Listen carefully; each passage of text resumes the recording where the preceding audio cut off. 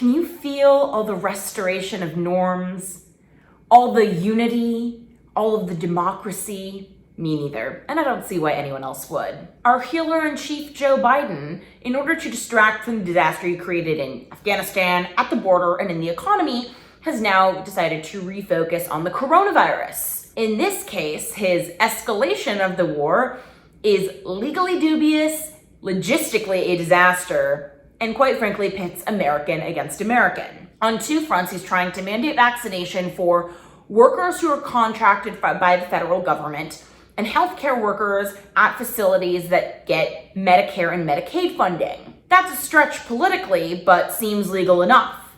The true tyranny? Joe Biden's weaponization of the Labor Department to mandate that private employers require that their employees either get the coronavirus vaccine or provide weekly negative coronavirus testing. It's not that the vaccines are bad. I think that the vaccines are good. They dramatically reduce your risk of being hospitalized and pretty much eradicate your risk of death from the coronavirus. But that's your choice. If you are working for the federal government, that's one thing, if the federal government decides to impose their own mandate. But quite frankly, this mandate on private employers to do so for any company with more than 100 workers isn't just constitutionally dubious on all fronts. It's also a disaster for the economy. Already, Biden's extended unemployment insurance has made the labor market artificially tight. On top of this, we now want to further punish private employers who barely survived the lockdowns, barely survived the mask mandates. And now we're asking them to either mandate or fire employees who chose not to get the vaccine. And we know that this is all about power, not about the pandemic, based on what Biden isn't doing. Biden isn't making the teachers' unions require their own staff get vaccinated, nor the US Postal Service.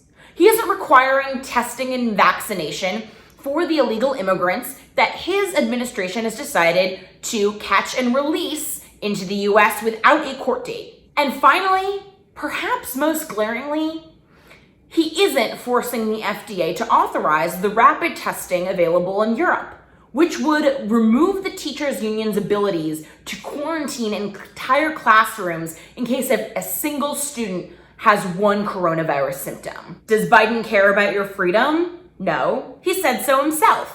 On Thursday, when he announced the introduction of new mandates through the Labor Department, he said, and I quote, "This is not about freedom or personal choice. It's about protecting yourself and those around you." We are a nation built on the idea that freedom is the highest positive good.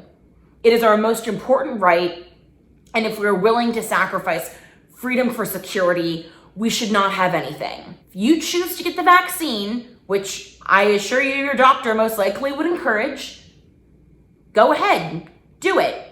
But not one private employer in America needs to go along with a president drunk on power.